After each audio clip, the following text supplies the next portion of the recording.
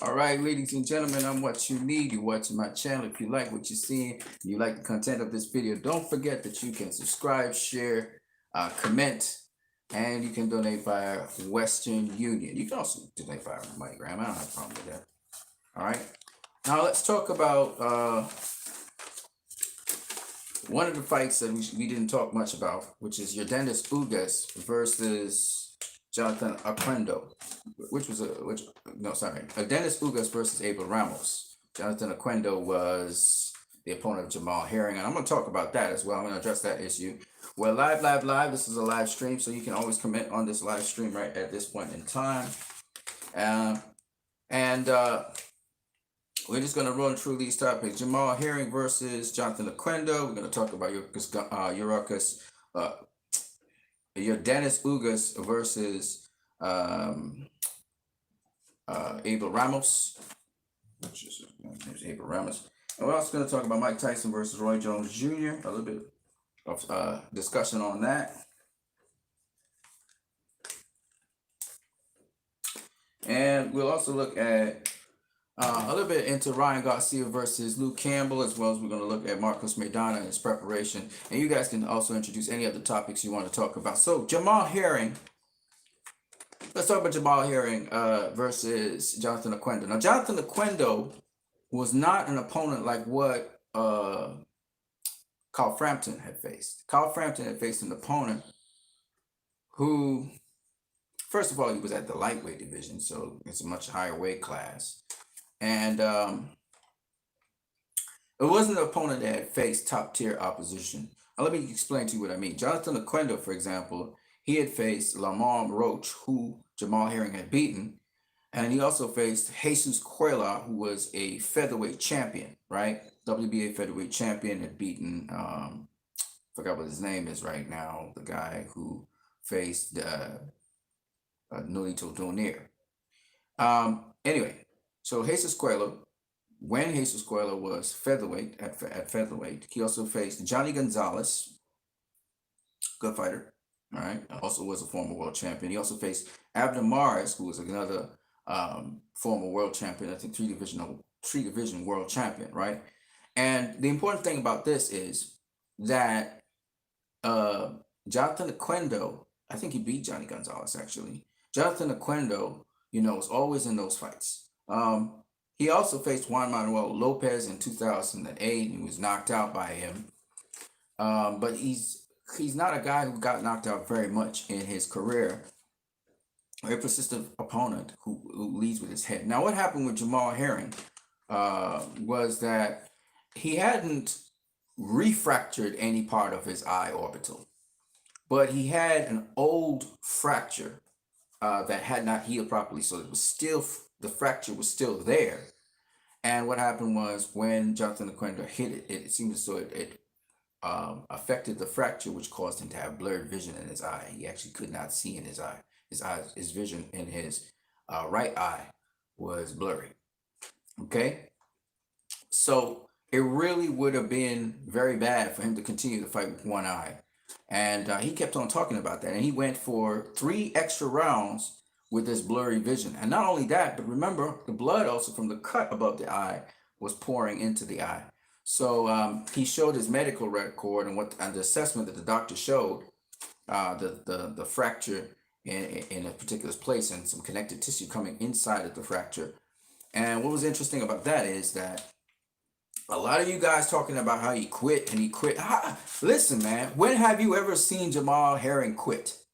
Okay, just because Timothy Bradley's talking and Andrew Ward, again, talking about the state of his eye, said, I don't know what the state of his eye is, but like I've seen him press through it. And quite frankly, I'm glad that he didn't press through it because, one, he could have damaged even further his eye, okay? And why? At what cost? And you can't even see through it. Everything's blurred in there. Why are you continuing? And if anybody knows Jamal Herring and even knows the situations under which he finally got this fight to fight with, nobody would question whether he's a quitter or not. And so, for me, I 100%, and I will always 100% back Jamal Herring. And anybody who's saying that this even question it. Now, Timothy Bradley is a guy who likes sensationalism. Timothy Bradley's a guy who leads with his fucking head, okay, in boxing. So he's going to, of course, defend Jonathan Oquendo. And even when you look, why it was called an intentional foul, okay? Why it was called intentional foul? Because Jonathan Oquendo is not even throwing a fucking punch when he hits Jamal Herring in his head, okay? He's leading with his fucking head into Jamal Herring's head. I'm sorry about the F-bombs, but you guys are going to have to excuse me for a minute, all right? So he should have just been disqualified. He should have even had the fight. I don't care if that's his fighting style, okay? I don't care if that's his fighting style. You don't do that shit. If you're going out, Timothy Bradley, at least he masked it by throwing his head and then he would throw a punch or he would throw punches. This guy came in, he wasn't effective with nothing except his head. Okay, how can you encourage that? Okay, now that's not to say that Jamal Herring shouldn't have taken the necessary precautions to control that. You use your forearm and you keep the head down. Okay, you clench and you roll. You don't, and especially when he's a southpaw and you try and pull him in. Instead of pulling him in so he clashed the heads, because that guy kept on clashing his head with this dude for a lot of times. And Timothy Bradley was like, again, because Timothy Bradley leads with his fucking head, he's going to defend the situation, okay? Timothy Bradley is saying, oh, the head is a problem for him. Well, the head's not really a problem for him because he's still tattooing the guy. And the 3 rounds that people say that Oquendo got, fuck out of here with that shit. He didn't land shit except for his head, okay? The only guy that was beating him up, and I'm sorry about all the F-bombs and stuff, but the only guy that was beating him up was Jonathan Oquendo. Oh, I'm sorry, what I'm talking about was Jamal Herring. He was the guy landing most of the clean punches. And he was boxing him and moving on the outside. Once he got to the inside, this guy kept hitting him with his head, okay? And he couldn't see in his eye. That's why he said, I couldn't see. He never said he wanted an out in the fight. He was just kept on emphasizing that he couldn't see. His vision was blurred. I don't understand why that's a problem, okay? I don't understand why that's a problem. And it wasn't just the blood going in his eye. His vision was literally blurred, okay? And even so, they still had to put a big old Band-Aid over his eye to keep the blood from streaming down, and it still streamed down into his mask. Okay, so I don't understand you fucking fight fans, man. You guys piss me off. You piss me off. I can't believe you guys would question a guy that has so much resolve. The man went to war. The man has kids who are autistic kids. Okay, he's a set of autistic kids. He deals with that situation. He deals with his inner demons from war and all these other things he has to deal with. And on top of this motherfucker got COVID-19. Okay, his fight was delayed twice. He overtrained for the fight. It was 21 fucking weeks of training. Okay, he was in camp 21 fucking weeks. You guys look at this and question this guy? You gotta be kidding me, man. Not Jamal Herring, man. Not Jamal Herring. And maybe he has demons from the past when he had a fight with another guy where he fought with one eye and he lost the fight. Okay? He lost the fight because he was fighting with one eye. He fought all the way through the fight, same thing, same headbutt, but he actually had a broken fucking orbital from it.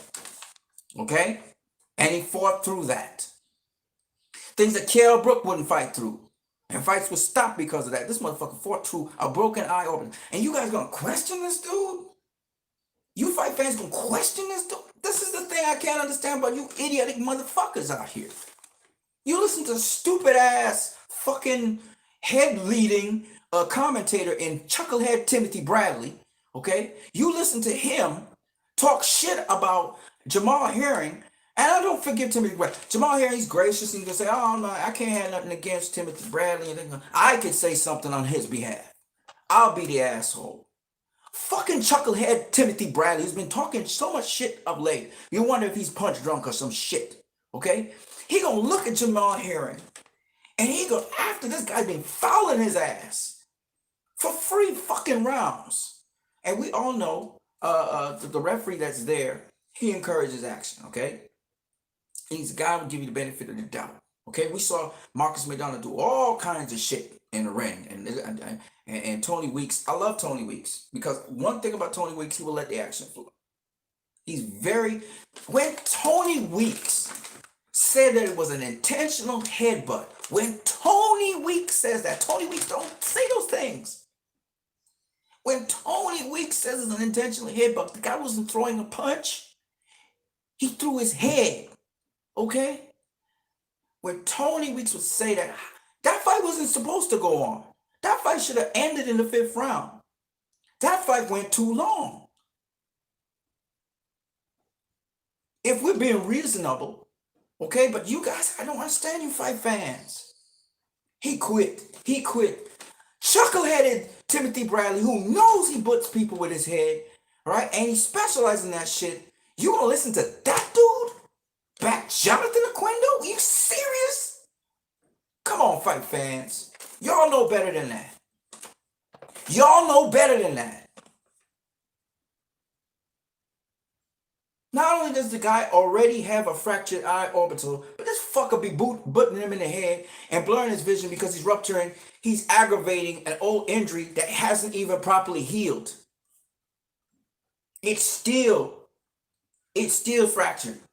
So he's been fighting with a fractured fucking orbital since the fight that he had where he fractured it. Do you guys even understand that? So when Bomac says, nah, his eyes really bothering him, and he stopped the fight, Bomac did the right thing. I don't care what none of y'all say. Y'all never been in the fucking ring, first of all. And second of all, this motherfucker be fighting with a broken eye orbital since the last time he broke it. It never healed up properly.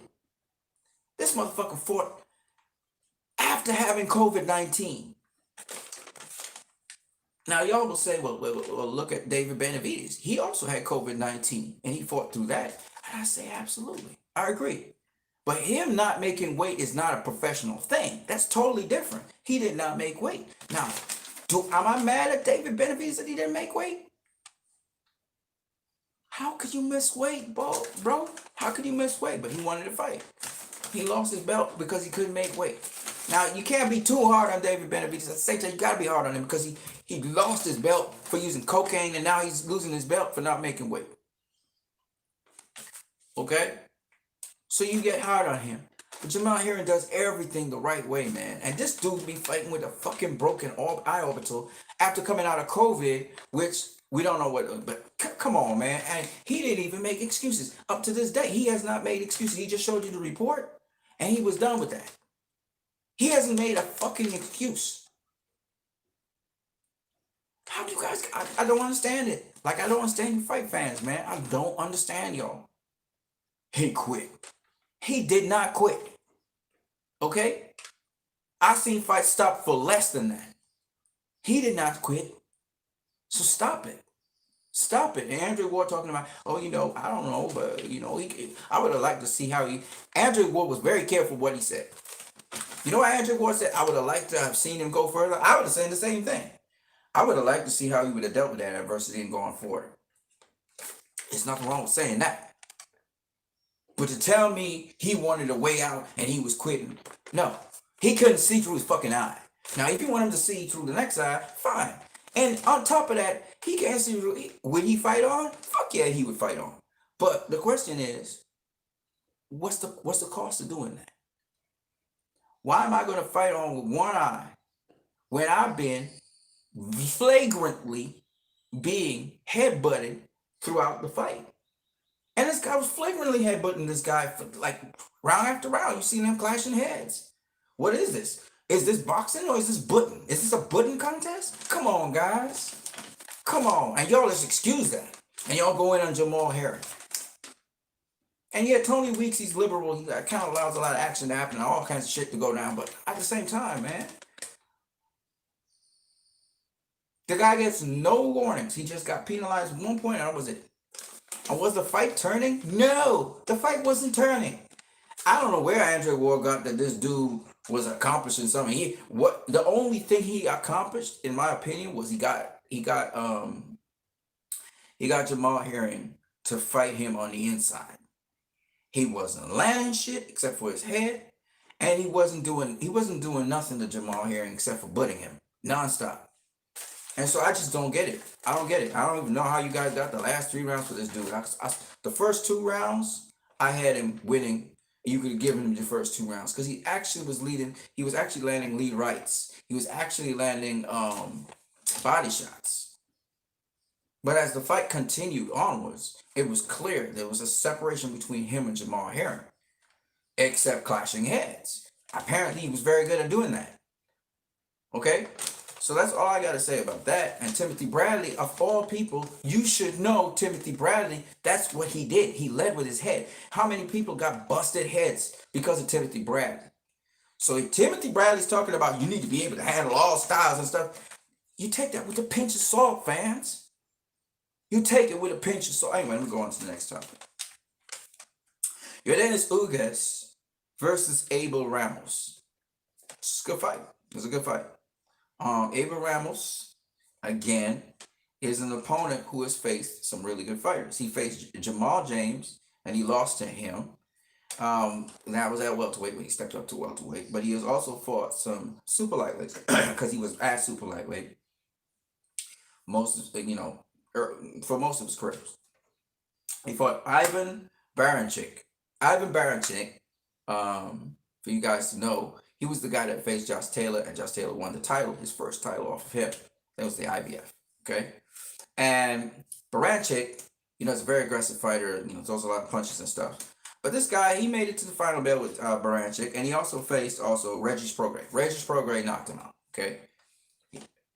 Before this, actually, he was undefeated. He faced Regis Prograis, and Regis Prograis put him out. I think it was in the 8th round. Okay, but he's a good boxer. He shows he's a good, solid boxer.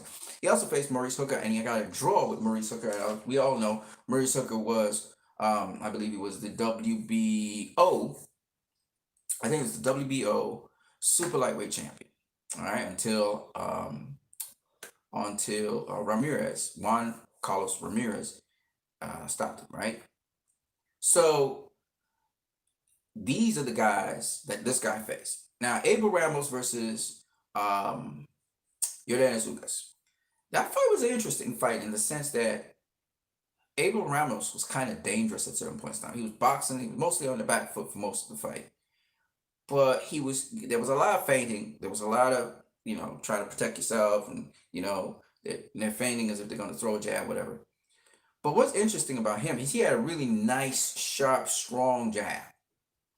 Ugas too. Ugas, I didn't think it was a split decision. I didn't think it was that close. But I do think that even though Ugas won majority of the rounds, Abel Ramos was in that fight from beginning to end. It was a lot of chess match. It was a nice little chess match. And when Abel Ramos, he hurt Yordenis Ugas 2 times in that fight. He stunned him with a left hook in an exchange, and then the tables turned. He stunned him in the very final round. He stunned him with a punch. I think he stunned him 3 times, actually. There was another time in the middle of the fight when he stunned him, okay?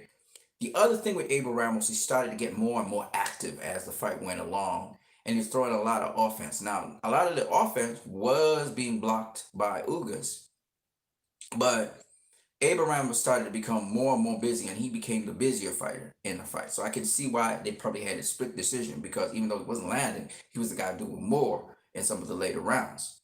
So I guess that's how the score of the fight kind of equalized. But I thought that Yordenis Ugas deserved to win this fight, but I thought Abel Ramos was dangerous, and he proved to be dangerous a number of times in the fight. He not only could box, but he could bang. Now, both guys weren't really inside fighters. Okay, they were fighting each other at more mid-range, but Abel Ramos, for the most part, was trying to stay on the outside and then come into the inside. He was trying to figure ways to get to the inside of Yordenis Ugas, who, man, he got interesting defense as well. How he uses the roving guard and stuff. And the other thing that I thought was interesting as this fight progressed was that that Abel Ramos had kind of figured out how to trade with Yordenis Ugas. So he had landed a couple good left hooks after he threw the right hand. He jab, right hand, left hook, right. He would throw it right hand, and that would be blocked. But the left hook he would get. But Yordenis Ugas also could just take a quick little step back, and he missed with the right hand or the left hook. Yordenis Ugas, man, his body punching and the quickness at which he lands body shots. If you make a mistake and you get within range of him by throwing your jab and you step in, he could just like slip that jab and just throw like a 3-punch body combination on you very quickly. So Dennis Ugas is a unique style, very interesting. I've never seen that kind of style before. Doesn't really take a lot of steps backward, but can box on the back foot. And he does have a pretty solid defense, big arms. He's big, he's strong. You can see he was a bigger guy than Abraham Ramos. But I still think that Abraham Ramos handled himself very well. And in the end, he could have won that fight had he been able to somehow negotiate and hurt Dennis Ugas a little bit more, and probably even back him up a little bit more. But again, Dennis Ugas for the majority of the fight to me was backing up Abraham Ramos. It was a good fight. It was actually a good fight for the WBA regular championship, kind of paper title. But Dennis Ugas could at least say he been a kind of champion, like an interim champion. He's not a real champion, but it could set up for him to face the WBA champion at welterweight, which is Manny Pacquiao. And his style is suited for Manny Pacquiao. Let me just put it that way. Mike Tyson versus Roy Jones Jr. There's a couple things I wanted to say about that, so let me talk about it. Mike Tyson versus Roy. I thought that Mike Tyson he exemplifies sort of like how you like to see people who you kind of like rise out of the fire like a phoenix and succeed. So with Mike Tyson, I thought that that's what he epitomized. Now they're talking about how this fight may never come to pass. I heard the people on the zone talking about it. The commentators, I think it was the guy from the LA Times was there. I think a guy from what's the name of the thing? I know it was a guy who does pieces for BoxingScene.com, and also we had the guy that's usually with the zone who sometimes co-hosts with Sergio Mora in the zone jabs, right? Forgot what his name is, Chris something. Anyway, the point is that Chris Mannix, I think is his name. Chris Mannix, I would say this. I would say that I hope this fight comes through. I hope that they get it to the end point and we actually see it. I was listening to Leonard Ellaby. I was listening to the TMT announcer for Mayweather Promotions, the Mexican brother. And a Mexican brother was saying, even if this thing doesn't come through, it's great promotion for, Mike Tyson and Roy Jones. I'm like, I don't want to hear that. I want to know that this thing goes to fruition. You don't put it out there. We so many times in boxing, we see things come out into the forefront. The fans get all riled up and excited, and then they don't come to fruition. I'm just hoping this comes to fruition. It's just two great legends.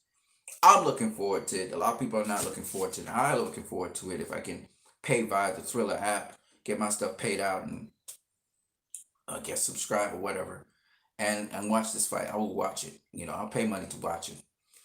I think it's a good matchup, and a lot of people are feeling that Mike Tyson will knock out Roy Jones Jr., which makes it even more interesting to me because Roy has been knocked out before. Okay, so that makes it all very intriguing. I don't think that's going to happen, but that's a very intriguing thing, and I think they're going to fight for real. I think even though it's an exhibition fight, it's not going to be an exhibition fight. Let's just put it that way. So. I would love to see them throw down. I mean, I think that being getting themselves into shape and into the conditioning necessary to take that kind of punishment. I would think that both of them will come out relatively okay. Of course, they're going to lose a couple of years of their life, but in return, they get a couple of dollars for it, and they also entertain people, and they get to live that life that they always like to live. And they did it in a relatively safe way, in the sense that Roy knows what Mike brings to the table.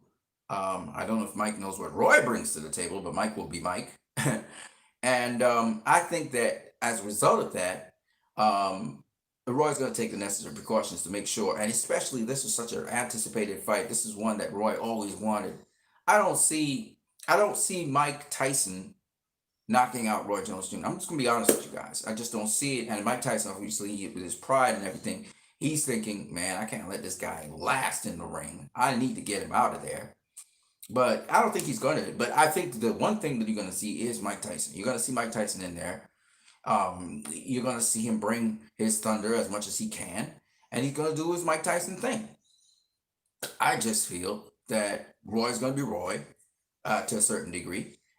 Because Roy's so motivated to face Mike Tyson may not be as motivated to face Roy, but Mike Tyson will be very motivated to show everybody what he could do, how he can bring things to the table, bring back that old legendary vibe of what Mike Tyson was, and make you guys terrified as he swings shots and just barely misses Roy. You guys will be like, oh my God, if that thing hits Roy, he's gone. You're going to get that feeling. So that's what's going to be very interesting. But especially when that bell rings, the first round is going to be all hell's going to break loose. Okay, all hell's going to break loose, and it's going to be fun for the first 30 seconds. Let's just put it that way. So, and look for Roy to actually look to exchange with Mike Tyson in that early round to get his respect early. It's gonna be great. It's gonna be great. I could see this fight being fantastic. Probably the highest grossing exhibition fight of all time, if possible. I don't know. I'm just putting superlatives in there because I want to see it.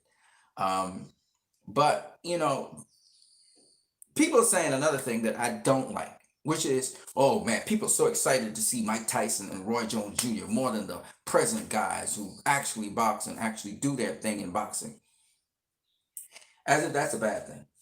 Listen, Mike Tyson and Roy Jones Jr. paid their dues. They are legendary fighters. Their career's over, yeah, but their names carry cachet. And this is what people don't understand when we talk about cachet. If Floyd Mayweather Jr. tomorrow faces Manny Pacquiao in an exhibition, it'll blow away everything. Everybody be talking about it. Everybody be talking about it. Exhibition fight. And Manny Pacquiao doesn't have to retire to have an exhibition fight with Floyd, right?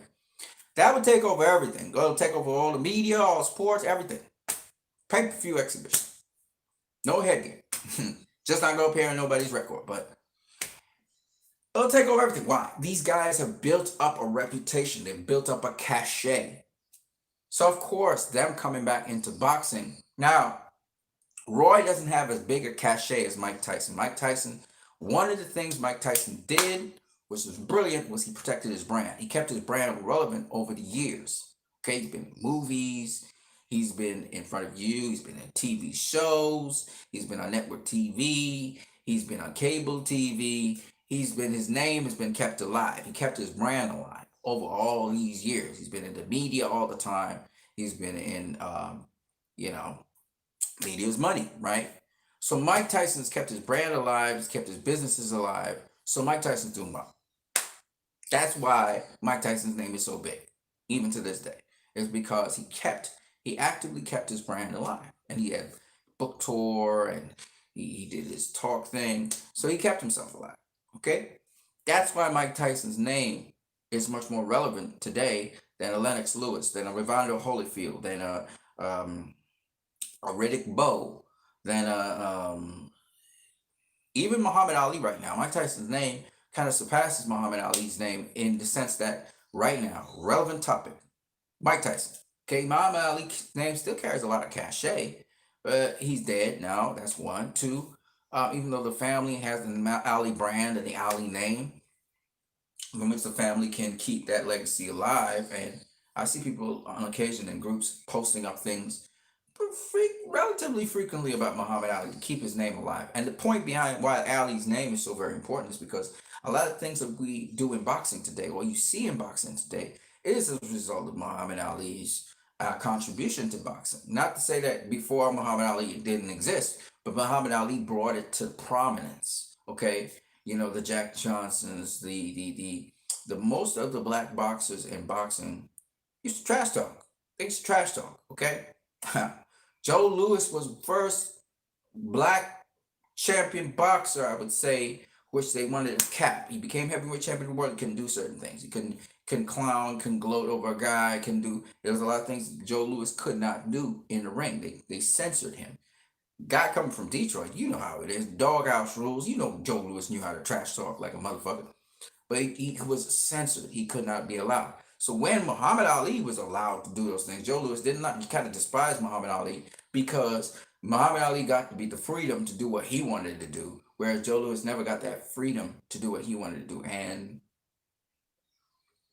boy, did the American government fuck Joe Louis wrong. They screwed him up terribly. Okay, Joe Louis was. The IRS did a number on Joe Louis. This is a man that gave all his money and stuff to charity, to help out different events, to help out the war. This man gave himself in service, and just because he couldn't pay certain taxes, you guys couldn't forgive him, couldn't give him debt forgiveness. You wanted to rake in all his earnings. That's why he retired from boxing after, I believe it was his second fight with Jersey Joe Walker. He retired from boxing, only to find out that he owed a whole ton of money, millions, to the IRS. That's why this man came back, and that's why he got his ass beat. It's sad. But today, boxers learn a lot more about how to handle their situations, how not to get into tax trouble and all that kind of stuff. But I mean, and get the right management and all of that. Because the management, man, the guy who actually managed um, Joe Louis made a fucking fortune off of his ass. You know what I mean? And that's just how evil the system is. But it is what it is. Really shouldn't curse so much. So I'm gonna try to, narrow down on the cursing. But anyway, for me, Mike Tyson versus Roy Jones Jr. would be a great fight. And I hope that they're able to nail it down to November the 20th, I think it is, or somewhere thereabouts, and get that fight done. Get that done. Get in the ring. And Mike Tyson, you want to do the Legends of you want to do a Legends only? Do it, brother. Do it. I don't care what the naysayers said. Chris Maddox, he don't want to see no Legends, and some other guy was talking. That's you. Let me tell Mike Tyson something. You got to look to what the fans want. Don't study what the people in the business. Let me give you a tip, Mike Tyson. We are fans of Zack Snyder's Justice League. Go check it out if you want. Zack Snyder's Justice League, and we, went hard in the paint, pushing for Zack's vision to happen in movies for 3 years, and we got what we wanted because Warner Bros. Was bought over by AT&T, and AT&T been running things AT&T, and some people in Warner Bros. Saw the need for this to happen and watched how many things we as fans did that were positive. As a result of that, we're getting the cut that we want. You need to go to the fans, Mike Tyson. You need to go to the fans and see what they want. And if fans want this, and it translates into dollars and cents that make sense for you, make it happen. Make it happen. All right? And the paycheck and the paydays, they'll come. And you need sponsorships. Hopefully you got the sponsors and people on hand to deal with that and make it happen. Whether it makes a profit or makes a loss, which I doubt it's going to make a loss, it's definitely not going to make a profit. That's the fight you want to see. There's too many people with Mike Tyson fans. And obviously, the name Mike Tyson is what makes this thing happen. That's what makes it happen. Roy wasn't building his brand like that. Roy does his videos, he does his hip-hop shit, but he's not in major media like Mike Tyson is. Mike Tyson's in cartoons. Mike Tyson's in brands. Mike Tyson was in TV shows, in movies. Mike Tyson's been in a lot of stuff. And he's in, Hollywood. He's doing his tour. So Mike Tyson, and then he has his ranch. So Mike Tyson's bigger than just boxing. Roy Jones Jr. is more isolated to boxing and the hip-hop community. Mayweather's limited to boxing mostly, and he's in some music and entertainment. But Mike Tyson, he covers it all. All right, when you take a media, Mike Tyson's been there. He's been in news. Mike Tyson's made news. Mike Tyson been with media people, being interviewed about different aspects of his life. So Mike Tyson's been big. This is the reason. Mike Tyson's the reason why this fight would be big. And Roy would be a good opponent. Most people would say, well, why wasn't it Evander Holyfield? And why wasn't Roy facing Antonio Tarver? But think about this. Tyson already faced Evander Holyfield, right? He already faced him. So he's never faced Roy Jones Jr. Why not face an opponent he never faced before? That was always a dream matchup, right? Roy always wanted to face either Evander Holyfield or Mike Tyson. Okay, Evander Holyfield said, no, I don't want to face Roy because the risk versus reward. He got beat by John Ruiz, and so Roy ended up facing John Ruiz. He was supposed to face Mike Tyson next, but he said, "I'm gonna handle business down on 175," and never came back up to heavyweight. So Roy versus Mike Tyson is a fight that was supposed to happen, or Roy wanted it to happen, and Tyson wanted it to happen, and it never happened. So why not have this fight? This is a dream fight, all right? It's many many years later, but it's still a fight that would love to see. Why not? And even if it's an exhibition, we'd love to see it. So that's how I look at it. Talking about Ryan Garcia versus Luke Campbell. Ryan Garcia versus Luke Campbell. Let me talk a little bit about that. So Ryan Garcia is going to be facing Luke Campbell, and what's interesting was listening to Showbiz the Adult break down a flaw in Ryan Garcia's supposed defense. All right, and to me it was pretty interesting because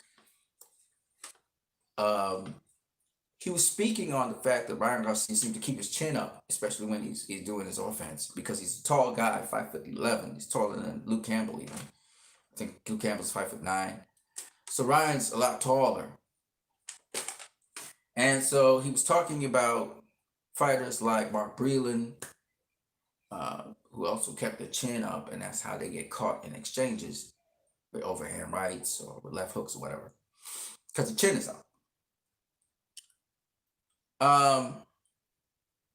What can I say? I would say this. That's an interesting observation, for which I hope Ryan takes note, and I hope he works on his defense so that he doesn't have that problem. But if you are extending your jab, but you're keeping your chin protected, it protects a right hook hitting your chin. Okay. If you are, say, occupying your opponent, it's hard for them to counter you, especially when you have a long range and reach. And long rangey fighters generally don't keep the chins down or tucked in their fight, which I thought is very interesting. They don't even crouch; they stay straight up. Now Ryan kind of fights more straight up than he fights down here. And the other thing he was saying was how Ryan doesn't really move his head that much. His head kind of stays in one place, which is true. So those are two very important adjustments for Ryan to look at. But Ryan came out and made a statement about Luke Campbell, where he was talking about how Luke Campbell found moral victories in losing to Vasily Lomachenko. Now, Luke Campbell, I remember, after he lost to Vasily Lomachenko, talked about how disappointed he was in losing to Vasily Lomachenko. But then a couple of days later, he started talking about how he, a lot of people were congratulating on his performance and so on. And he went on to say how, yeah, he did do a pretty good achievement in the sense that, he was able to hurt Lomachenko in certain parts of the fight, and he made it to the final bell and that kind of thing. And Ryan Garcia made a comment about that. He said that, Luke Campbell, he just happy to have gone 12 rounds with Vasily Lomachenko. When you lost the fight to him, the important thing is you lost, And he said, this guy happy to just say he went 12 rounds with Lomachenko. That's not the attitude I have. If you lose to Lomachenko, you should be mad at yourself that you lost to him. You should have been able to beat him. That's the mindset you should have. And that's an important point that Ryan Garcia is making, in the sense that, even though I know it's a kind of shit talk at the same time, he's saying to him, listen, you're supposed to be the guy who I'm supposed to face, right? But you don't even have the mindset of a true champion. You're supposed to be disgusted that you lost to this dude. You shouldn't be happy about that. You should be like Tony Harrison when he lost to Jamel Charlo. You should have been mad with yourself that you lost. And you should be looking back at your errors that you made with Lomachenko, and you should be demanding a rematch so you could finish the job. Ryan Garcia's right. If you don't have that kind of mindset and you're just good, you're content with falling back into second place. All right, you're content with, oh yeah, I just faced him, I did my best, and he was the better guy, and I'm cool with that for the rest of my life, right? If you have that kind of mindset, I'm not talking about ego, but it's just the fact that you want to be the best. Now, if you truly want to be the best, right? Yeah, he was a better man on this night, but I would like to run it back with him. Keith Thurman said the same thing with Manny Pacquiao. He said, "Oh, he was a better man that night, but I would like to run it back with him." You know, you're not content to lose. Why would you be content at losing, right? So, in my opinion, he's absolutely 100% correct. The mindset you need to go. So Ryan Garcia, I think, has the right mindset going into the fight with Luke Campbell. He already thinks Luke Campbell has given up trying to be a world champion. He's already given up wanting to be the number one guy in the division. He's already given up. Basically, he's saying that. He's saying Luke Campbell doesn't have that kind of drive and mindset and will to win that I have. This is his argument. Even though shit talking, he's making that argument. And that's an interesting argument as well. How far is Ryan Garcia willing to go to win? So we'll see when he faces Luke Campbell. But yeah, Showbiz the Adult hit a nail on the head. Shout out to Showbiz the Adult. He hit the nail on the head with that. I was looking at Marcos Maidana as he prepared himself to, I guess, re-enter the welterweight division. I was watching him spar, and I was pretty impressed with his sparring. Actually, he's a lot more selective. He did look like he was a bit gassed at a certain point when he was facing that opponent.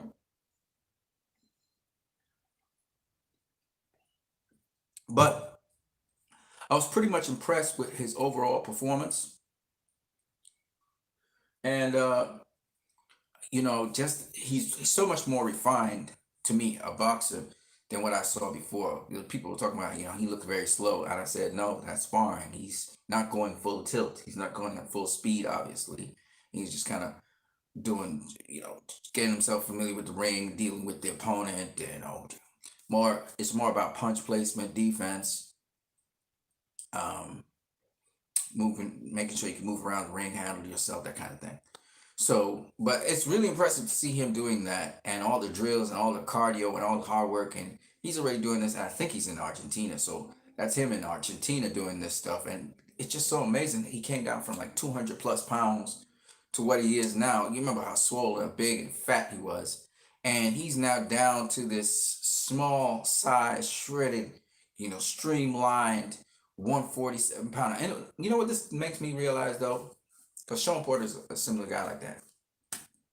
These guys can put on muscle mass and be big, strong guys, but it's just amazing how they can lose that, strip down that weight to the bare essentials and be these smaller guys. It's just amazing how these guys lose weight.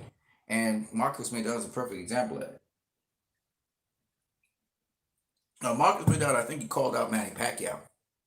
So it could very possibly be that he's training to face a Manny Pacquiao. Shout out to the person who just liked this video.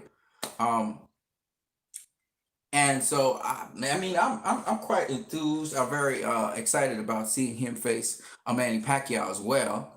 A lot of people saying, well, Manny Pacquiao would tag him up, the performance that he has there. I don't know about that. Marcus Maidana is a crafty, skilled boxer, a lot more than people think. He does have some unorthodox punches that he throws, and he is a kind of bit awkward in how he throws certain things. But I'm gonna give you this: he's something. He's something. He's something. He's quite a force to reckon with. Even his quickness is amazingly. He's surprisingly quicker than you think he is for a flat-footed fighter. And the other thing about him that I think is pretty interesting, it does remind me a lot of Roberto Duran for some reason. I don't know why. His not just his tenacity, but even his approach to how he does things and gets to the inside, works you, and stuff like that. But I would say that I'm looking forward to seeing him in the welterweight division. Very excited about seeing him in the welterweight division.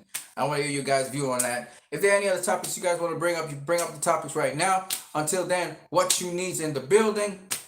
All right, don't forget you can always donate via Western Union, the MoneyGram. I'm about to get out of here. I just wanted to make this little video wrap up on some of the things that happened in boxing over the weekend. Again, I don't really look at all the undercards and all that kind of stuff. I know they're upcoming boxers. The Boxing Voice is very good for that. So if you guys want to check out the Boxing Voice when they put out the undercard stuff and all of that kind of stuff. There was also all this talk about Terrence Crawford facing Kell Brook, and people talking about Kell Brook's status, and Errol Spence status. And then Danny Garcia just recently talked about how, not Danny, Mikey Garcia was saying how Errol Spence wouldn't be able to hurt Danny Garcia in that fight, so but he could box him. But Danny Garcia very much could hurt Errol Spence. And this is my take on it. It's really simple. All right.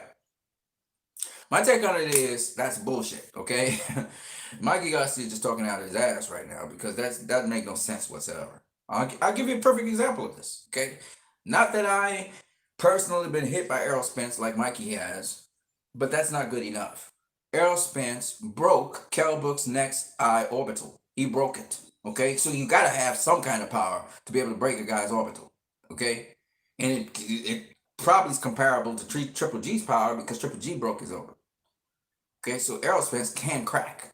Okay, I remember Clarissa Shields sparring Errol Spence and talking about how hard he hits. So Errol Spence hits hard. I would liken Errol Spence. Oh, and there's another example, which is Mikey Garcia, right? Mikey Garcia faced Errol Spence, and Robert Garcia wanted to throw in the towel in the ninth round because Mikey was taking too much punishment. His whole face was bloody and stuff, as we all know. He was blocking and picking off a lot of Errol Spence's shots, but he was getting hit, even if it's partially with some of those shots, and they were really doing damage. So yes, Errol Spence does, and he has enough power to hurt Danny Garcia. I mean, you got to be out of your damn mind if you don't think so. Danny, though, has pretty decent defense, so that will help him. But to say that Errol Spence cannot hurt Danny Garcia with a shot is just ludicrous. I can give you another example. Lamar Peterson, very strong, gets stronger as the fight goes along. Errol Spence broke his ass down. The reason why Sergey Lipinets was able to take out Lamar Peterson was because Errol Spence destroyed him. He softened him up for Lipinets to do what he did. I mean, and Lamont is a strong, tough guy, but Errol did a number on him, okay? And we can talk about several other people that Errol has knocked out and hurt and stopped, and the fact that he spars bigger fighters and all of that. What I was going to say was that Errol Spence, to me, in my opinion, is a fighter something like Miga Cotto. Errol Spence is not a one-hitter quitter, okay? Even though he slept Leonard Bundu. He slept him. Nobody ever slept Leonard Bundu. Keith Thurman never slept Leonard Bundu. Errol Spence slept him. Okay. Thurman nor Danny Garcia dropped Sean Porter, which was Errol Spence's last opponent. Errol Spence in the 11th round dropped Sean Porter, buckled him to the extent that his hand touched the canvas. Okay. That had never happened to Sean Porter before. He had been buckled by Keith Thurman, I think it was twice, right? But not to that extent. And Errol Spence buckled him late. The other guy who hits pretty hard is Adrian Broner. Everybody doesn't realize Adrian Broner hits hella hard, okay? And he was able to drop Sean Porter. So, I mean, just think about what I'm saying. When you say a guy punches hard, what do you actually mean? Okay, because this is something that's very hard. Power punching. Power. There's all kinds of power. First of all, and like this, it's a tricky topic. Okay, but what you can do is you can look at the guys with the power put down, who are guys who may be tough guys who've never been put down and that kind of thing, and that's how you can know something about the punching power. Because the best way to know somebody's punching power and know if a guy punches harder than another guy, which is it's a very subjective thing, but is to actually take their power. To actually be punched by one guy and then go get punched by the other guy and then compare that. The problem with it is it's still hard to compare because the technique in which guys throw punches is different. Like Deontay Wilder, he throws sharp, fast punches. Okay? Sharp, fast punches. Whereas a sledgehammer like Gennady Golovkin, he hits you with a sledgehammer punch. His hand, the density of his hand, and hitting you with the impact that he hits you with could literally shatter bones and break bones and shit like that, okay? Like guys who, their punching power comes from the speed and their technique. Boom, okay?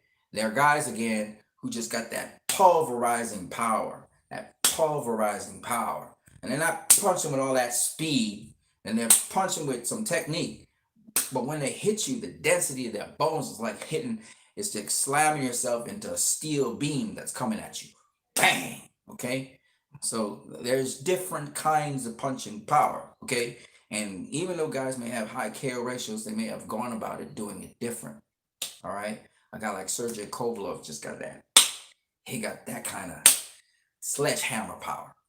Okay? So even when he looks like he's throwing a shot lazily, and you see what effect that shot has on his opponents because he has sledgehammer power. Whereas a guy like Canelo, he got that snapping power. You know, snap, bam. Okay? So you gotta understand the different kinds of power. Ernie Schaefer's had that sledgehammer power. Boom! And even though he had the technique behind it and he had the speed behind it, he hit you with sledgehammer power. Okay? You literally feel it all the way in your spine and your bones. Okay? That's the kind of power we're talking about. Earthquake kind of shaking power. Not lightning power. You get the difference?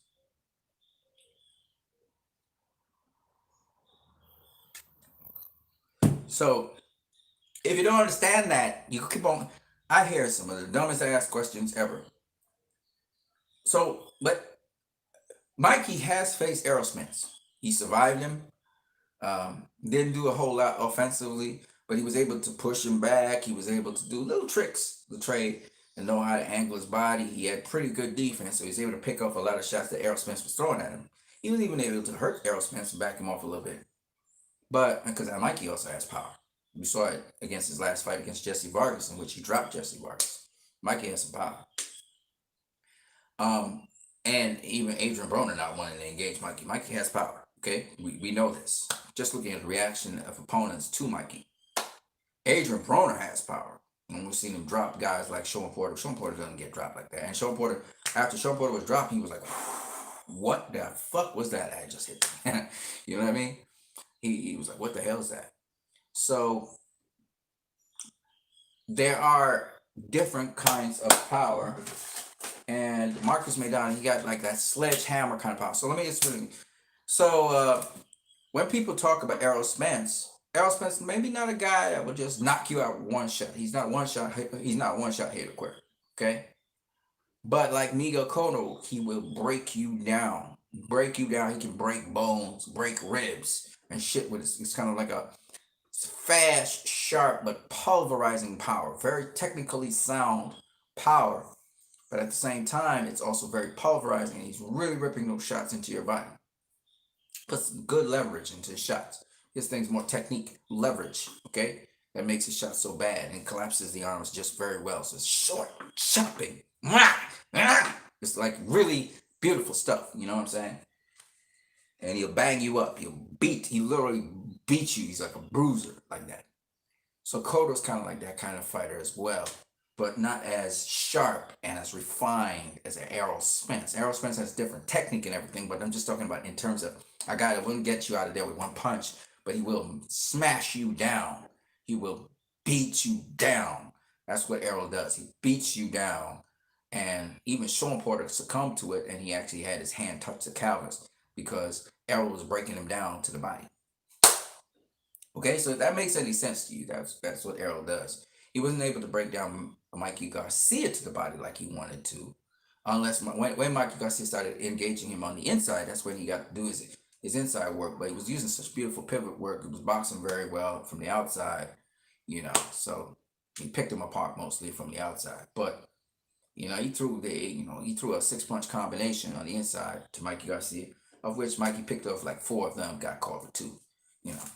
So that's why Mikey's saying that. Mikey's saying that because he survived Errol Spence, and also because, you know, he had a lot of balls and a lot of heart, and you know, he put up a pretty decent fight too. He felt like he wasn't hurt to the extent which, you know, he felt the punches, but he wasn't like hurt to the extent where he was at any point not able to exchange, or he wasn't cognizant of what was going on. Like he got, you know, sometimes you get rocked so hard that you can't even, you're blurry and all that shit. He didn't feel that. So that's why he's saying it from that perspective. But that doesn't mean, because he had good defense, it doesn't mean that if he got caught, you know, nice and clean, he wouldn't have gone down. He would have gone down. Okay?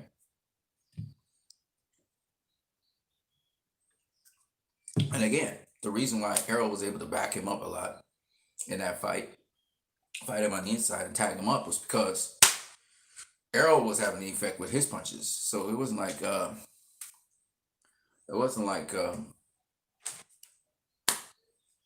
Mikey was, dominating or anything, or was just walking through Errol's punches. So no, I don't agree with that. And then the other thing that I wanted to talk about in the news, which was pretty recent, is the discussion about the discussion about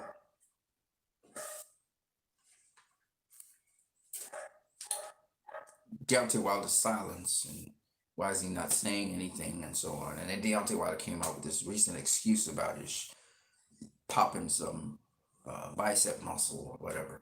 I would say this about Deontay Wilder: the less is more. Maybe you should just be quiet. I'd say nothing. I hate sore losers. I hate sore losers. I hate people who are sore about things. It's one thing to talk about the glove game, which has credibility, but it's another thing when you're just making up all these stupid ass excuses. That means either one thing, you cannot make an adjustment and you don't know how to beat this other guy, aka you sound like Sergey Kovalev, or you don't want to fight again. Okay, because this is excuse after excuse after excuse. Sounds terrible.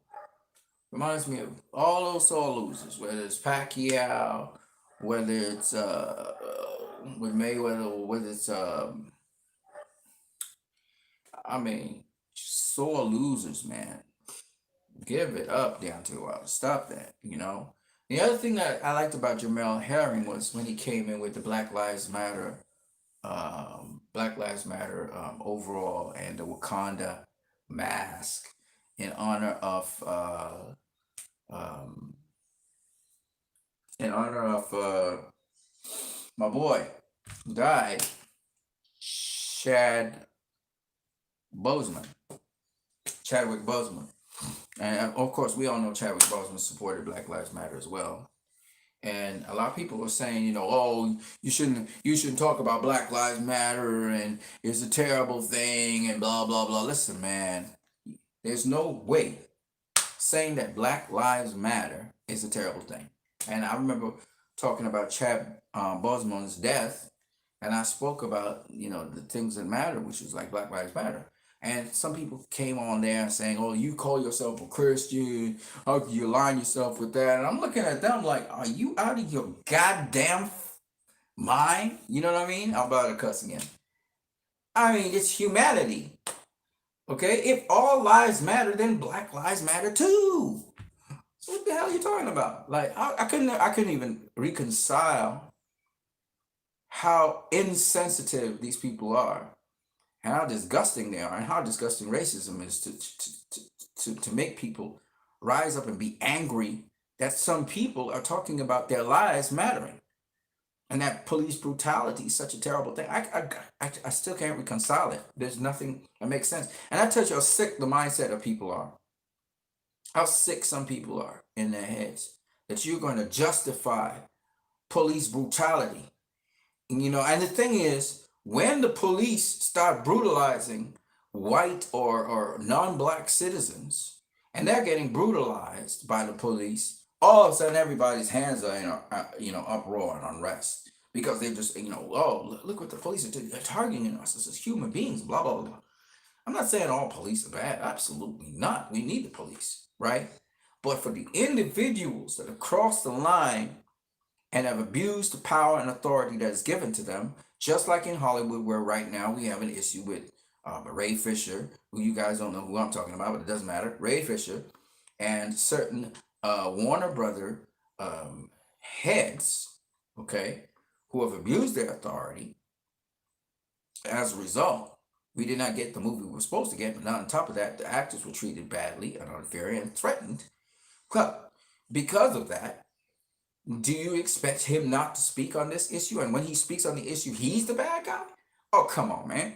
And he's a black person on top of that. So he's going to be bad in Hollywood. You know how it goes with race. So I'm just saying that At the end of the day, and there are big milestones, big strides have been made with respect to color and race and all of this stuff, and was led it was led by the Black Power movement. It was led by the Black Civil Rights movement. All of these fucking immigrants that go to the United States of America, whether they're Asians or whoever the fuck you are, okay, including myself, okay, all of y'all benefited off of the fucking Black Civil Rights movement. Was it for enough for that? All y'all motherfuckers would be still in shitholes, okay?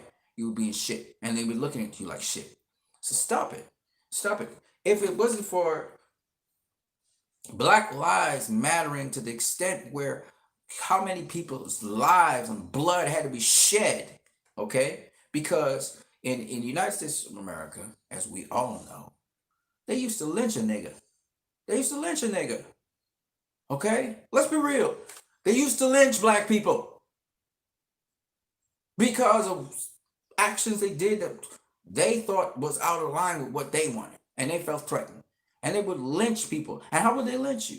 Would they lynch you with their faces shown? No, these fuckers would hide behind masks. The KKK. They had to put on fucking masks so they wouldn't be identified. That's some bullshit. You gotta hide to lynch a nigga? That's how fucking coward they were. All right? So you gonna tell me that Black Lives Matter back then when you just lynched somebody because you didn't like what they said or you didn't like the business they were doing or how they were thriving or doing so well? We all know what happened to Black Wall Street, how they burned down that place because of fucking jealousy and envy because they were thriving while everybody else was suffering.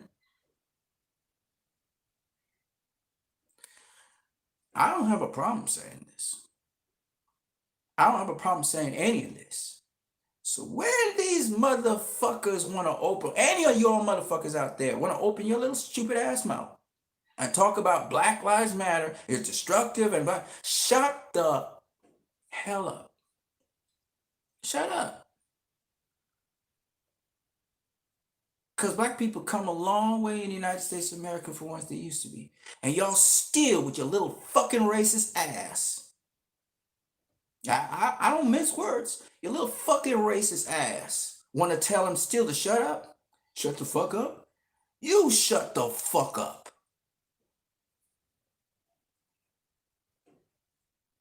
Because Black Lives Matter. And they want to say, oh, the peaceful protest that people trying to do, oh, look at all the damage and stuff to infrastructure. That's all black people can do. Your fucking country is built off the backs of black people. So if they decide they want to destroy your fucking country, they could do it because they're the ones that built it. That's the first point. So who gives you the right to say anything? And then the second point is, let's go there. The second point is this.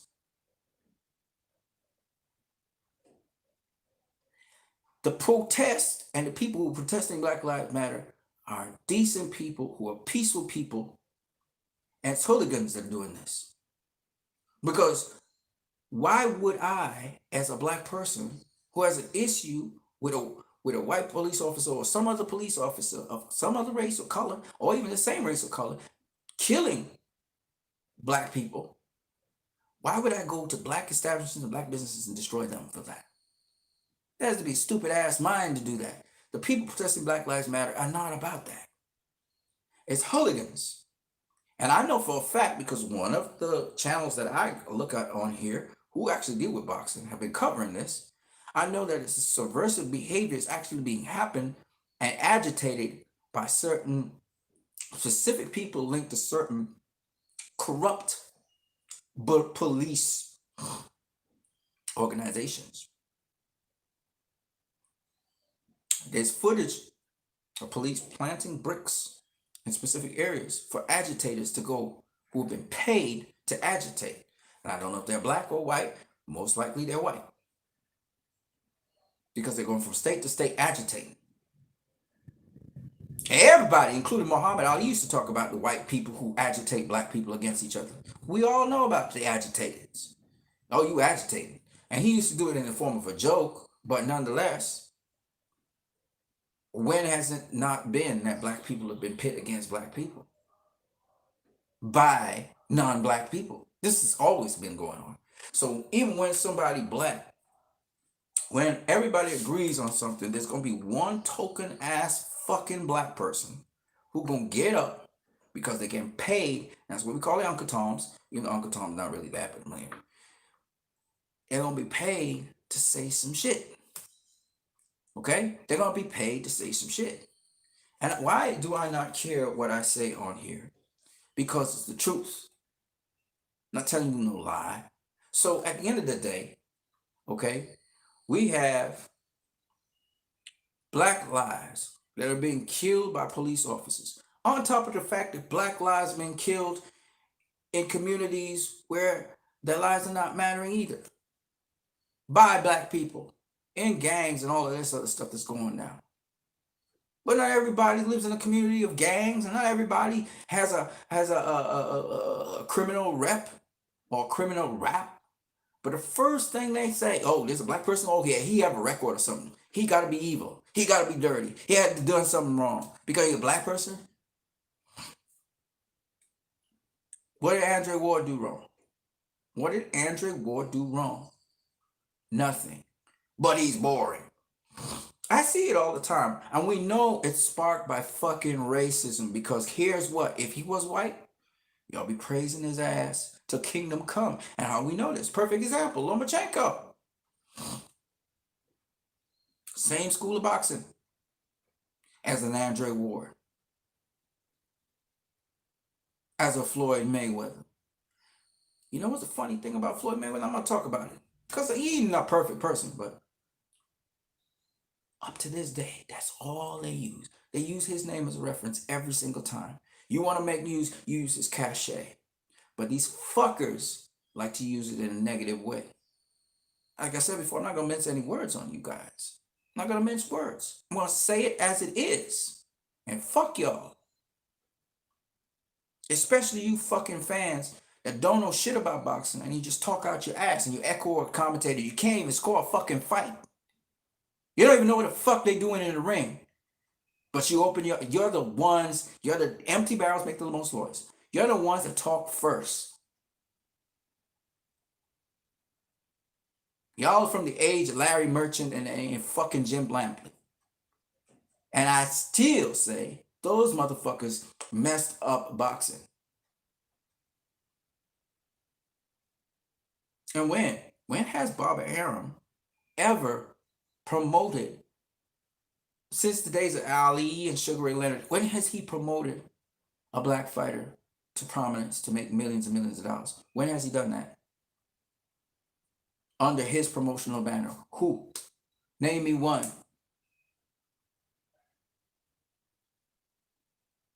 Timothy Bradley never faced. He faced Pacquiao. He faced Marquez under the top ranked banner. Who else did he face? Oh, wait. All the top tier welterweights in the division.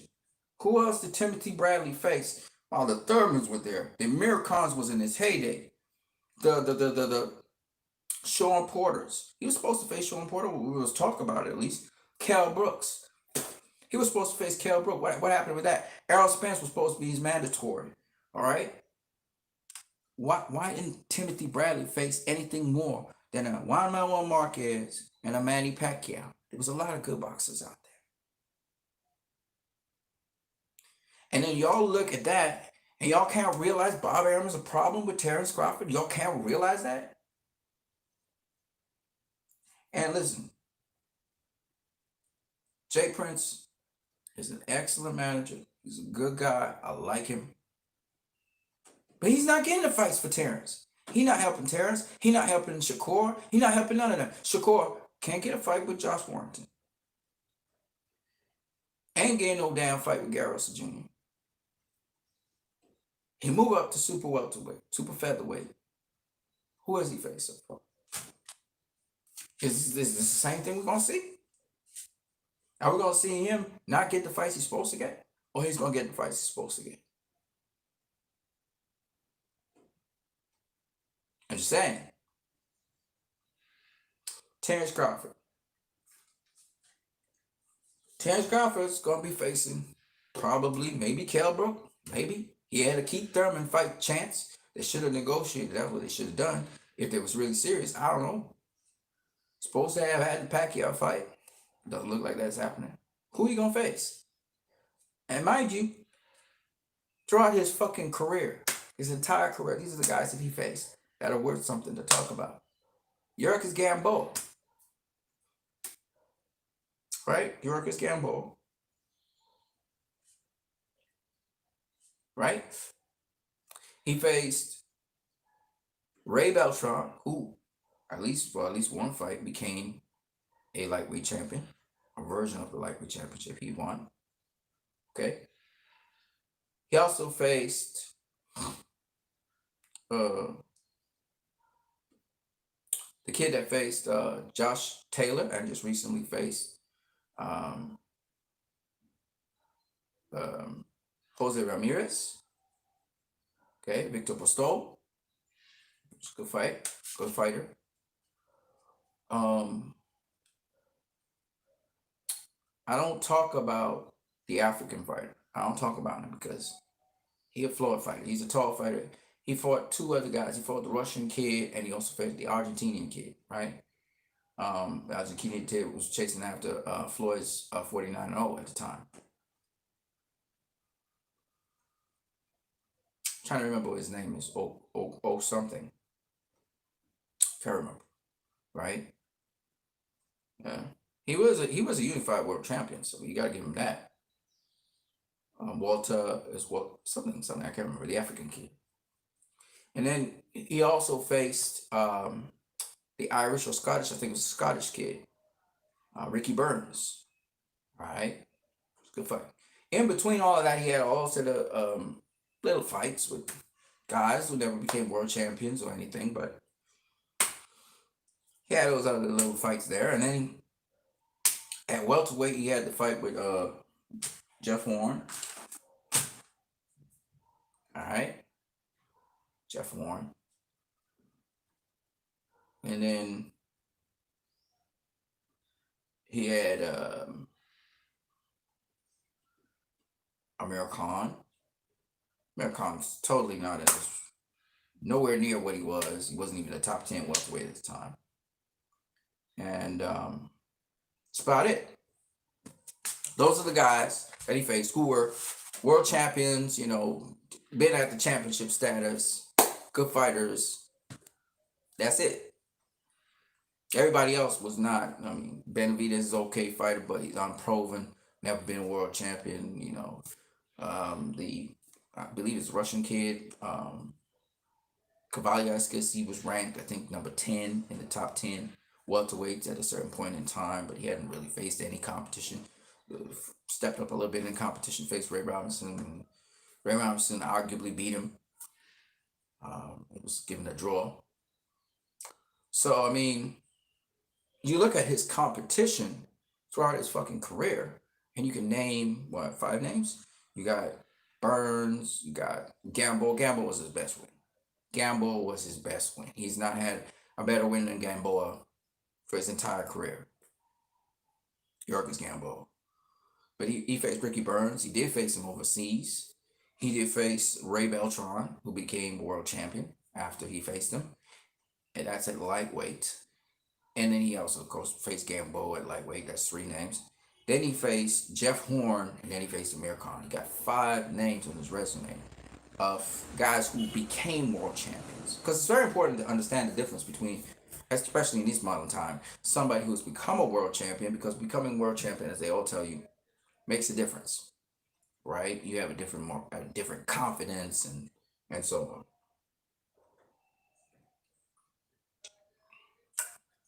on. Not saying that these guys were better fighters than, say, for example, Felix Diaz, you know, or even a Thomas DeLorme, but the confidence that they have, being a world champion, for example. Okay, I don't know if Jose Benavidez has fought since he lost to Terrence Crawford, but Jose Benavidez is a good fighter. Okay, I don't want to go into detail. My point is this: throughout his entire career, you can only pick 5 names of world champions, okay, that he's faced. That means guys that got to the next level. Okay, they got to the next level. Um, so good for them. I think it's Oquendo, I think was the guy's name, right? Who Reggie Sprogray also put to sleep. My point, anyway, is this: Terrence Crawford's resume is not anywhere on the caliber of the resume only at welterweight, only at welterweight of the top 5 welterweights right now, excluding himself. Right? The top 5 welterweights right now: Manny Pacquiao, Keith Thurman, uh, excluding Terrence Crawford, Errol Spence, Danny Garcia, and Sean Porter. Right? These are the top 5 welterweights. So he doesn't have a better resume than Manny Pacquiao's last 5 opponents, which were Keith Thurman, Adrian Broner, Lucas Matisse, trying to remember, I think he faced Jeff Horn, Jesse Vargas. Okay? Those are the 5 guys. Every one of those 5 has been a world champion, some multiple times. Okay? Jesse Vargas, 2-time world champion. Jeff Horn's once a world champion. He's the weakest in the length there. Then you got Lucas Matisse, who became, he wasn't a world champion really, because that's like a paper title, paper championship. But then you have Adrian Broner, was a multiple world champion, and Keith Thurman was a multiple world champion. Tesco's never faced guys like that. He's never done that. Nobody. He's never faced Keith Thurman. He's never faced Adrian Broner. He's never faced, and he should have faced Adrian Broner actually just before Adrian Broner left, 2013. At the end of 2013 he left. Lightweight. Terrence Crawford still at lightweight. It would have been nice if he could clash with Adrian Broner. That was good. Man, I mean, he was what? He became world champion, I believe, in 2014. With Adrian Broner left, so anyway. But he's never faced an Adrian Broner. He's never faced. Well, he faced Jeff Horn and beat his ass. He's never faced a Lucas Matisse. Of course, Lucas Matisse at the time that Pacquiao faced him was not the same Lucas Matisse before the Victor Postol fight, and then Terrence Crawford did face Victor Postol and beat Lucas Matisse. So, and let me just say, make it abundantly clear: Victor Postol is an A-level fighter. Still to this day, he's an A-level fighter in my opinion, and that's one of the better opponents. Oh, I forgot Victor Postol. That's 6. Okay, Victor Postol, very good fighter. But anywho, he's never faced Jesse Vargas, and Jesse Vargas is still available, even though he fights at 154 now and 147. Jesse Vargas is still available. You got Kell Brooks, who's still available. He's not a top 10 welterweight right now because he's been out of circulation since the Errol Spence fight. He's fought mostly at 154. But he's saying he can make 147 and go face Terrence Crawford. So let's see how he does against Terrence Crawford. He is not, however, a top 10 welterweight. Let's make abundantly clear. He's not a top, this is a fact. He's not a top 10 welterweight. Now that doesn't mean, because he's been fighting mostly at 154 anyway. But that doesn't mean he's not a top caliber opponent. He's a much better opponent than Amir Khan was.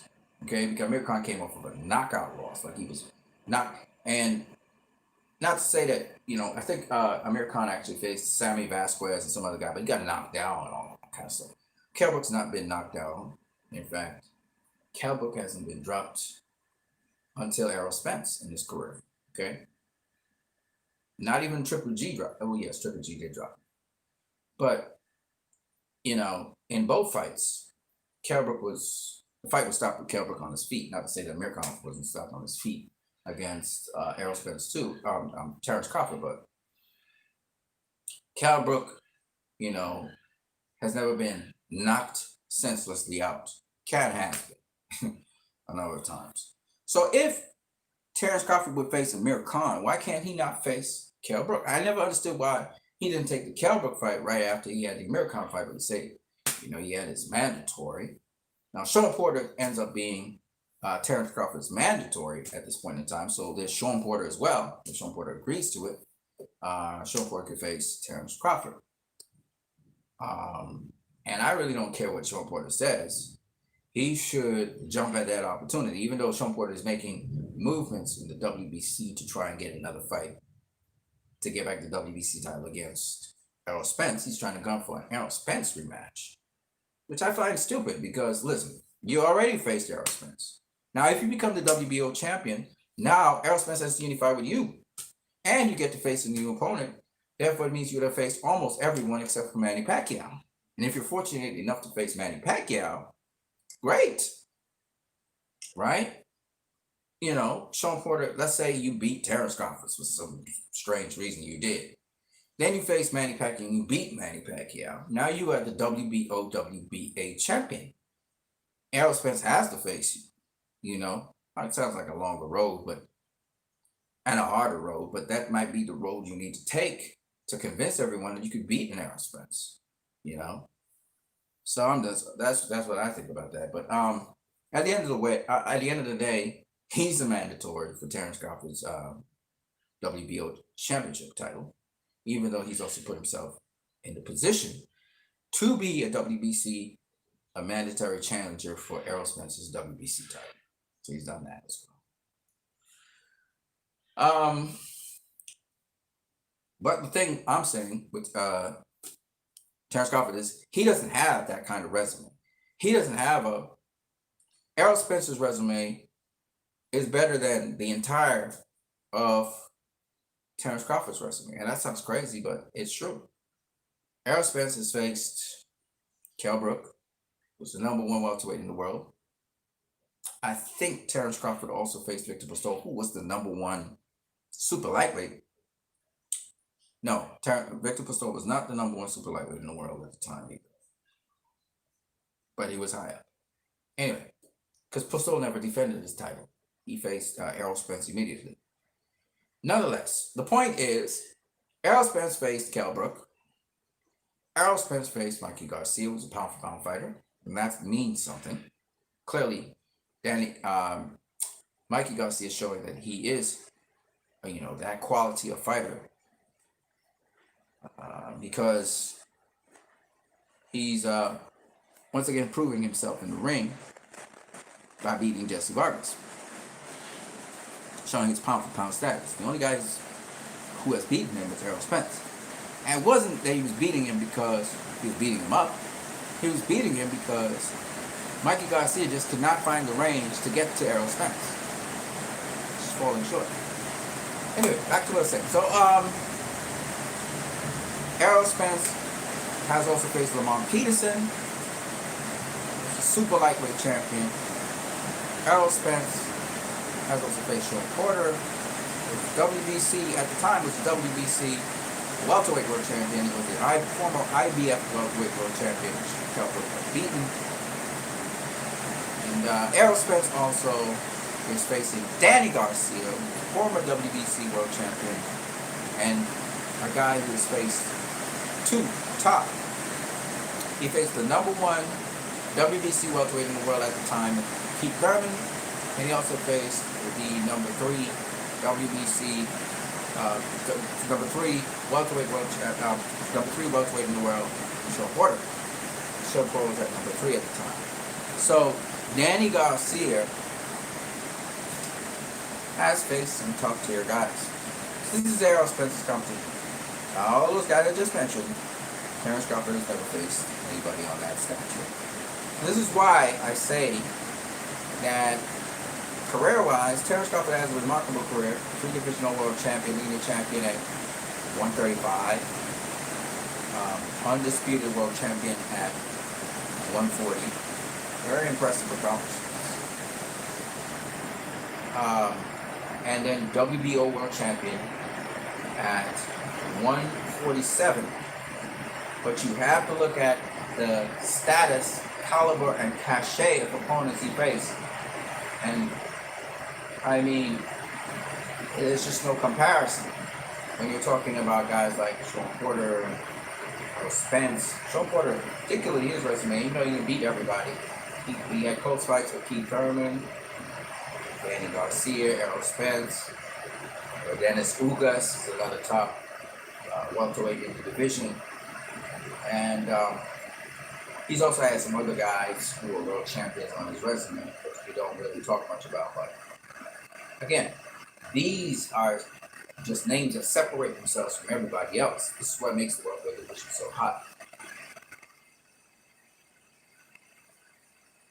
Hey, Poopy Sister, what's up? Are you going to make a video about Ray Fisher drama? Yes, sir. When I go on to the other channel. So you can look forward to that. Sure.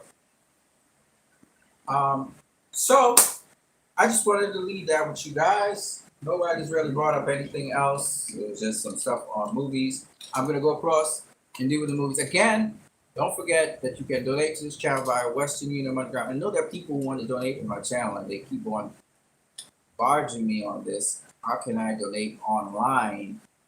And I don't have facilities to donate online, guys. I'm sorry about that. But you can still donate to me via Western Union MoneyGram, so feel free to do so. All right, those are the topics that I wanted to just discuss in some detail. I tried to stick around long enough for you guys to give your contributions, because remember, this channel is what you need. And I will come with the videos on leading with the right hand or leading with the left hand very soon. I haven't been doing much exercise. COVID-19, look how swollen my face is. Well, it's not swollen, it's actually fat. It looks a lot better. But hope you guys enjoyed this video. I'm gonna be out with some more videos. Alright, so yeah, this is me back here only to get out of here because it's raining cats and dogs all of a sudden, and we gotta bounce because it's gonna rain cats and dogs down the place, and probably electricity and current will go the way how this weather is going. So deuces to everybody. I'm out of here.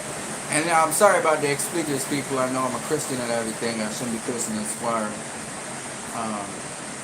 And probably it's a better way to handle the situation. But at the same time, it had to be said.